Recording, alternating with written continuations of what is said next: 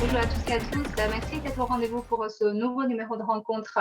Aujourd'hui, nous allons parler des BRICS, qui désigne un groupe de pays émergents, Brésil, Russie, Inde, Chine, Afrique du Sud. Et cette année, le thème du sommet des BRICS est favoriser un partenariat de haute qualité entre les BRICS et ouvrir une nouvelle ère pour le développement mondial. Et aujourd'hui, dans notre émission, avec nos invités, nous allons justement analyser les enjeux les plus importants de ce sommet. Et j'ai eu le plaisir de recevoir par visioconférence M. Ding Yifan, professeur à l'Université des langues étrangères de Beijing, chercheur principal à l'Institut Taihe, et Zhai Yongping, conseiller principal en stratégie de neutralité de carbone à Tencent. Bienvenue à tous les deux. Bonjour. Alors, d'abord, comment le thème de cette année vous inspire, M. Ding? En fait, oui, les BRICS, c'est une institution qui a créé il y a à peu près 20 ans. Donc en fait, ça a bien fonctionné. Ça a donné un bon exemple de ce qu'on appelle coopération sud-sud. Car dans ce groupe de BRICS, ce sont tous des représentants des pays émergents et qui ont montré un exemple de coopération approfondie, d'abord dans le domaine du développement économique. Les BRICS ont créé des mécanismes de coopération importantes. Ils ont même créé des institutions de développement telles que la nouvelle banque de développement et les mécanismes d'assistance mutuelle en urgence, c'est-à-dire une espèce de FMI seulement parmi les membres de BRICS.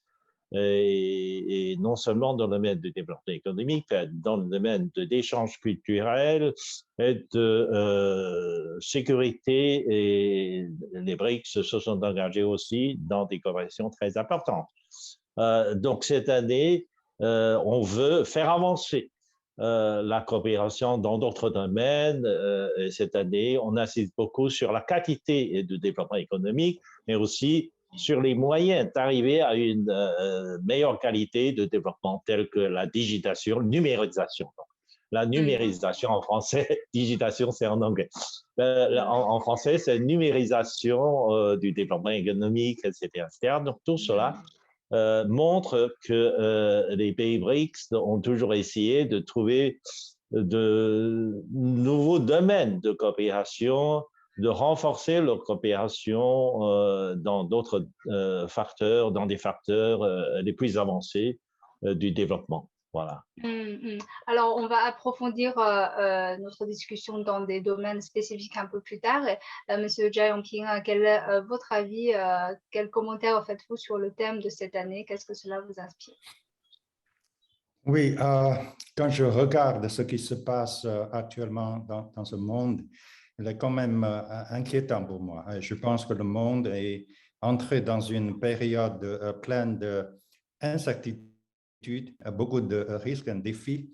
Il est donc très, très important, plus important que jamais, de renforcer la solidarité et le partenariat entre les pays émergents et en développement. De ce point de vue, la coopération entre les pays BRICS est un modèle pour le monde entier. Ces 5 pays sont fort intéressants. On dit que la Chine est l'usine du monde, la Russie est en quelque sorte la station-service du monde, et l'Inde est le bureau du monde, et le Brésil représente la biodiversité mondiale, et l'Afrique du Sud est la porte d'entrée de tout le continent africain. Donc, ces 5 pays peuvent faire beaucoup de choses ensemble.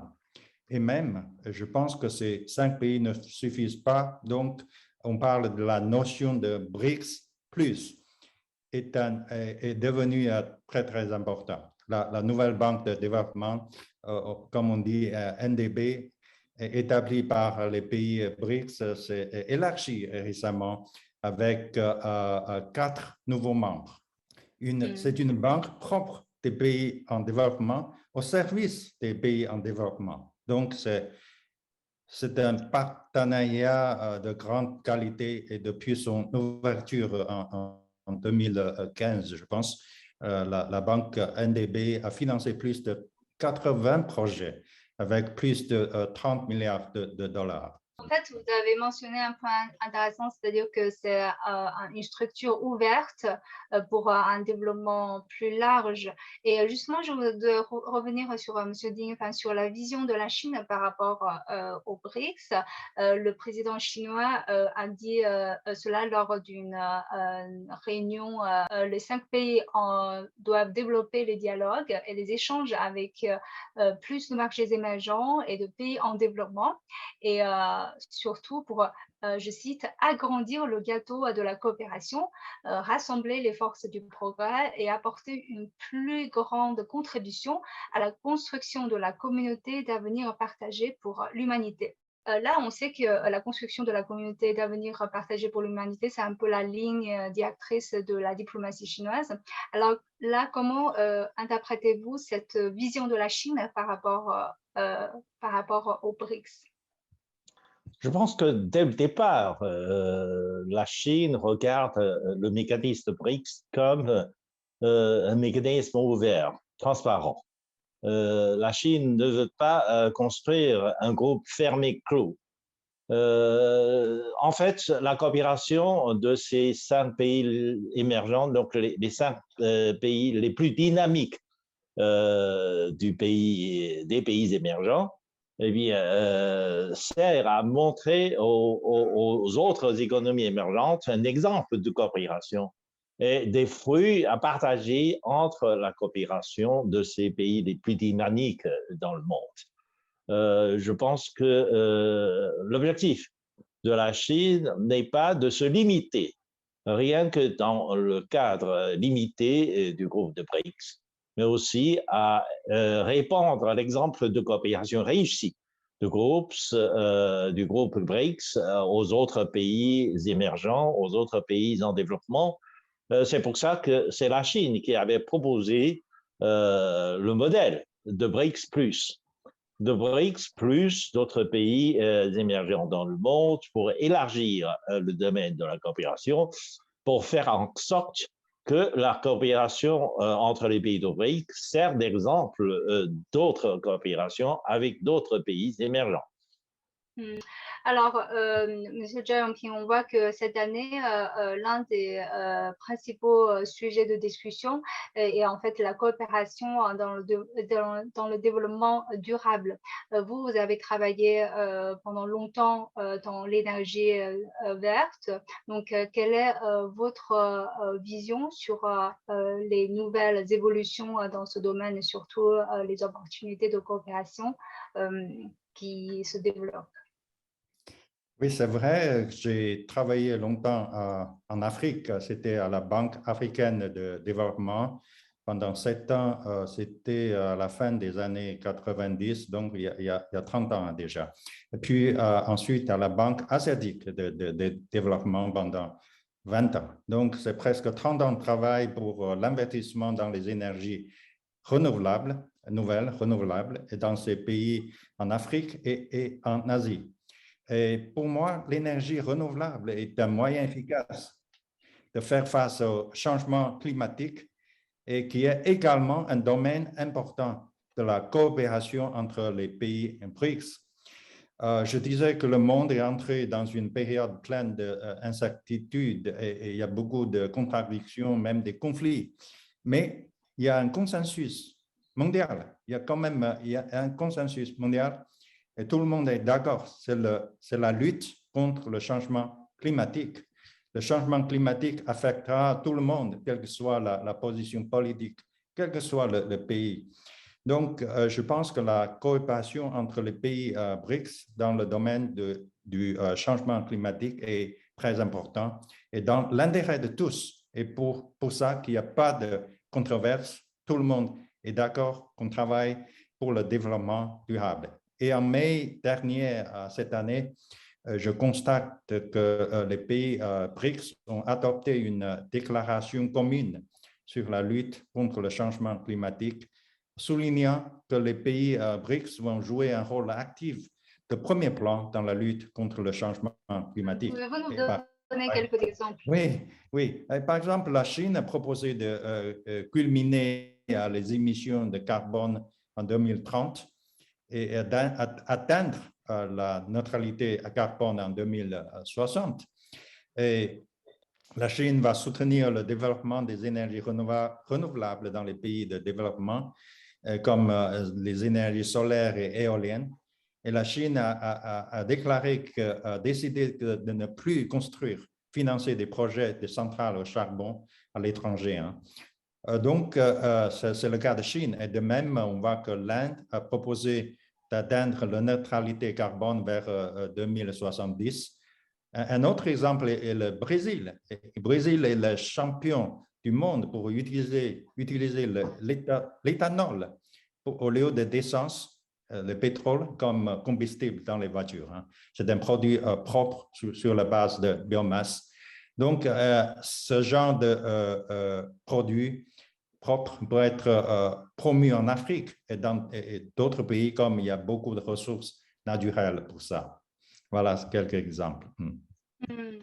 Alors, Monsieur Ding Fan, on voit aussi que vous avez parlé de la numérisation et on voit que l'économie numérique est quelque chose est aussi un sujet très important cette fois lors des BRICS. Donc, quelle est votre vision sur la coopération future sur l'économie numérique? Pourquoi c'est un domaine important? En fait, la numérisation de l'économie n'est pas seulement une priorité de développement pour les pays de BRICS. C'est une tendance globale. C'est une tendance globale dans tous les pays du monde. La numérisation de l'économie est une étape incontournable. Avec la numérisation de l'économie, l'économie numérique, etc., on peut élever grandement le niveau de la productivité. Par exemple, ça peut élever aussi grandement le niveau de la standardisation. Standardisation de la production, de services, etc., de beaucoup de choses. Et c'est vraiment un symbole de la modernité ou de la modernisation de l'économie. Et dans ce domaine, bien sûr, les BRICS, les pays BRICS ne doivent pas se laisser traîner derrière par le développement. C'est pour cela que les pays BRICS se sont engagés à développer un peu plus de coopération dans le domaine, pas seulement à promouvoir l'économie numérique, car en fait, dans ce qu'on appelle l'économie numérique, il y a deux facteurs. Il y a d'abord l'économie numérique proprement parlée, c'est-à-dire le secteur qui utilise l'Internet, qui utilise le traitement des données, qui utilise, c'est ça ce qu'on appelle l'économie numérique. Mais en dehors de ça, dans ce qu'on appelle la numérisation de l'économie, il s'agit aussi de transformer des secteurs classiques, des secteurs de manufacture classique avec la technique numérique. Ça, c'est quelque chose de plus important en Chine. Si on sépare les deux secteurs en Chine, le secteur de numérisation de la manufacture, de l'industrie, etc., représente à peu près 80%. Seulement 20% d'efforts ont été mis en termes d'investissement. Seulement entre 20 et 30% de l'investissement était concentré dans le secteur de l'économie numérique. Mais l'économie numérique en Chine sert à améliorer et à élever le niveau de productivité des secteurs classiques. Ça, c'est quelque chose de très important. Je pense que l'expérience chinoise pourrait être utile aussi pour le développement de l'économie numérique des autres pays membres de BRICS. Et nous allons ensemble promouvoir aussi notre modèle de l'économie numérique. Donc, il s'agit d'échanger d'expériences réciproques. Il s'agit aussi de promouvoir les techniques liées à l'économie numérique. Hmm. Et Monsieur Jia Yongping, vous travaillez à Tencent maintenant, c'est vraiment une entreprise qui est dans le domaine de cette informatique et numérique. Quel est votre regard là-dessus? Oui, merci pour cette question. En fait, je travaille depuis 1 an chez Tencent, qui est, comme vous dites, une entreprise technologique et la technologie numérique est la spécialité de Tencent. Hein. Je ne sais pas si beaucoup de gens sont au courant du fait que l'un des principaux actionnaires de Tencent est une société sud-africaine. Et Tencent a aussi investi en Afrique pour le service en ligne. Il s'agit donc là en soi un exemple bien réussi de la coopération entre les pays BRICS, donc la Chine et l'Afrique du Sud. Je suis donc très heureux de voir l'économie numérique est devenue le principal axe de coopération entre les pays BRICS. Dans les technologies numériques, il y a les big data, comme on dit, aux méga données, l'informatique en nuage, l'intelligence artificielle et l'Internet des objets. Au cours de cette pandémie COVID-19, nous avons vu les technologies numériques jouer un rôle majeur pour le télétravail, commerce en ligne, etc.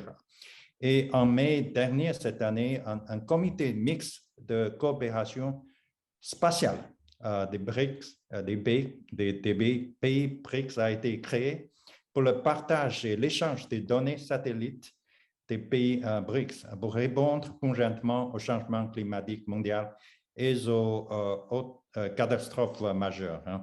J'aime bien en fait une expression, on dit que le big data est devenu le nouveau pétrole de l'économie.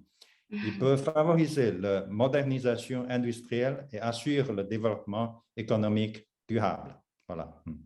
Sur le plan commercial, les pays BRICS ont aussi publié des déclarations conjointes surtout sur les investissements, sur la chaîne d'approvisionnement et surtout la structure du commerce mondial. Donc, quel est votre point de vue là-dessus? Quels sont les points les plus importants selon vous pour les BRICS à contribuer à une structure de commerce mondial plus équilibré et plus adapté à la circonstance actuelle?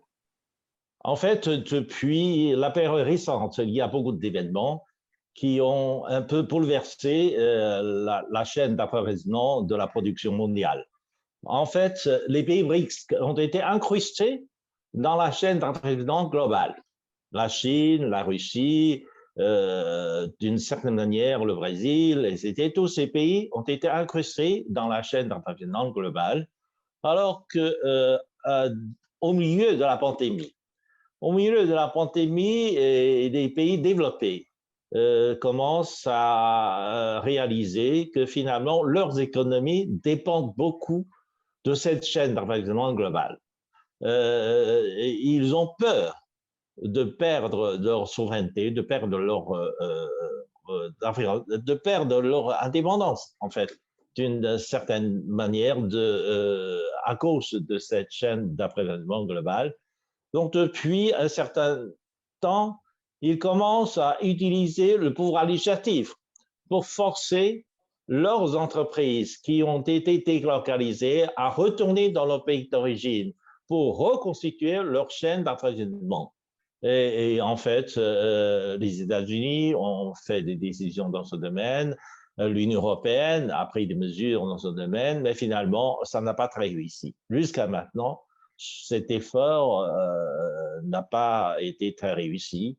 Et pour se prémunir contre une éventualité, donc les pays BRICS ont décidé de voir aussi de renforcer leur coopération dans la construction d'une chaîne d'approvisionnement solide, rapide, pour faire face à ce genre de situation, pour faire face à ce genre de concurrence. En fait, il faut remarquer que la plupart des pays, ou pratiquement tous les pays membres de BRICS, ont bénéficié de l'âge d'or de la mondialisation et ils ont bénéficié de cela Et maintenant, puisque ces pays développés veulent couper le lien avec cette chaîne d'approvisionnement globale, et il faut que les pays BRICS prennent des mesures aussi, prennent des précautions pour se protéger.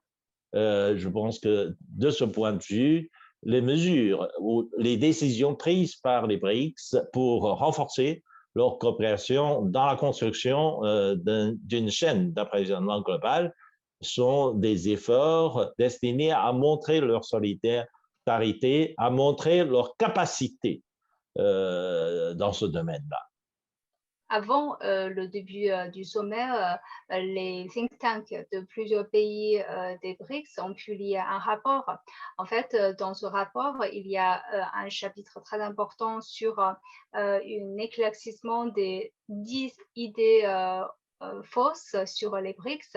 Bien sûr, dans notre mission, nous n'avons pas le temps d'énumérer voilà, chaque fausse idée, mais selon vous, quelles sont les idées fausses les plus récurrentes qui peut être développé par rapport aux BRICS, Monsieur Jia Yongping? Oui, en fait, j'ai lu le rapport et je suis au courant de certaines de ces fausses idées par rapport aux BRICS. Pour moi, je pense que le plus gros malentendu, je parle de malentendu, est que certaines pensent que les pays BRICS sont trop différents. Qui n'ont pas une idée commune et qu'il est donc difficile de coordonner leur position sur les grands sujets internationaux et il est donc difficile de former une influence internationale. Moi, je pense que c'est une idée fausse et parce que cette différence entre les pays BRICS peut également être un avantage, car les 5 pays peuvent refléter les demandes des pays de développement sous divers aspects et formuler des plans de coopération plus efficacement et de se compléter. Donc, cette complémentarité est en fait la clé du rayonnement des pays BRICS. Dans ce cas, la diversité est un avantage. On dit l'ouverture, l'inclusivité et la coopération et le gagnant-gagnant sont la sagesse des BRICS. Comme disait le président Xi Jinping, seule l'ouverture peut faire des progrès et seule inclusivité peut rendre les progrès durables. Voilà. Et M. Ding Yifan, quels sont les malentendus les plus courants que vous constatez? En fait, je préfère les fausses idées, car ce qu'on appelle les malentendus sont souvent basés sur des fausses idées. Et les fausses idées ont été intentionnellement inventées. En fait, je ne crois pas que les fausses idées sur les BRICS, etc., sont sorties d'une mésentente ou d'une malinterprétation de BRICS. Parce que, en fait, si vous regardez l'économie mondiale, si vous regardez le niveau de développement de l'économie mondiale depuis ces dernières années, eh bien, le progrès réalisé par les BRICS est énorme par rapport aux anciens blocs des G7, par exemple, les anciens pays développés. Eh bien, le progrès parmi les groupes des pays émergents est beaucoup plus remarquable, plus visible. Ils sont jaloux. Ils sont jaloux de la coopération, de la solidarité entre les pays BRICS, dont ils ont inventé des histoires pour noircir un peu les efforts de la coopération des pays du Sud.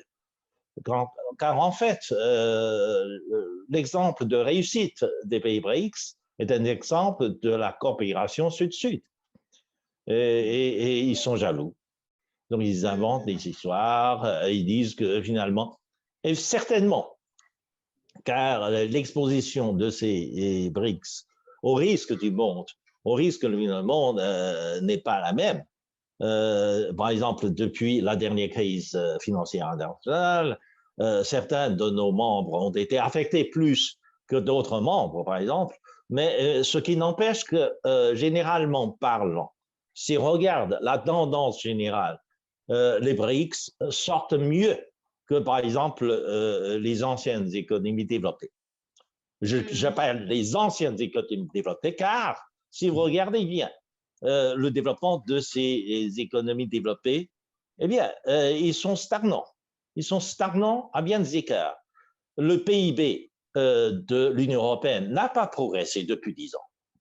Ils ont perdu 10 ans complètement. L'économie des États-Unis a augmenté un peu, mais avec tel prix, car l'augmentation de la dette publique aux États-Unis est plus que le double du progrès de leur PIB. En plus, il y a une telle bulle sur le marché américain qu'on a bien peur que finalement, avec l'accélération de rétrécissement de la politique monétaire, eh bien, l'éclatement de cette bulle va provoquer une récession très grave. Et ça va effectivement causer des effets sur l'économie mondiale, donc sur un certain nombre de pays de BRICS. Alors, on sait qu'en 2021, la Chine a proposé l'initiative pour le développement mondial aux Nations Unies et cette année, justement, le thème est offrir une nouvelle ère de développement mondial. Donc, quelles sont les idées nouvelles que les BRICS peuvent apporter pour un développement, pour un nouveau modèle de développement mondial, M. Ding? En fait, oui, la Chine a proposé, dans le cadre des Nations Unies, un projet de développement global. Le projet de développement global vise à faire promouvoir la coopération pour aider de plus en plus de pays en développement à avancer sur la voie de l'industrialisation, en fait. Il ne faut pas oublier que la Chine a une idée constante, c'est d'aider les pays en développement à trouver leur voie de l'industrialisation, car la Chine considère la voie au développement, c'est nécessairement la voie de l'industrialisation. Lorsque la Chine est pays hôte de la conférence au sommet de G20 à Hangzhou en 2016, eh bien, le sujet proposé par la Chine, c'est justement l'industrialisation de l'Afrique et des pays les moins développés. Donc, c'est très important. On pense que l'industrialisation est le seul instrument qui permettrait aux pays en développement de trouver leur voie de développement. Et là, je pense que les pays BRICS pourraient montrer un exemple de coopération. Les pays BRICS sont aussi des pays qui ont commencé à développer leur industrie et qui sont passés des pays agricoles vers des pays industrialisés. Donc, leur expérience de l'industrialisation, leur savoir-faire de l'industrialisation, leur technologie de l'industrialisation pourrait servir à promouvoir ce genre de modèle à beaucoup plus d'autres pays dans le monde. Et M. Jia Yongping? Oui, moi, je suis bien d'accord avec professeur Ding. J'ajoute juste que les pays BRICS sont d'accord avec la notion de communauté de destin pour l'humanité proposée par la Chine. Cette notion de la communauté de destin pour l'humanité signifie que chaque pays doit prendre en compte les préoccupations des autres pays dans la poursuite de ses propres intérêts et favorise le développement commun de tous les pays dans la poursuite de son propre développement. Dans ce processus, je vois bien que la Chine, avec les pays BRICS, ont donné un bon modèle au monde. J'espère que ce modèle sera suivi par bien d'autres pays et on verra un meilleur monde, un monde meilleur. Voilà. Alors, je vous remercie tous les deux d'avoir partagé vos points de vue avec nos téléspectateurs. Je vous remercie. Merci. Merci. Et je vous remercie d'avoir suivi notre discussion et à la prochaine.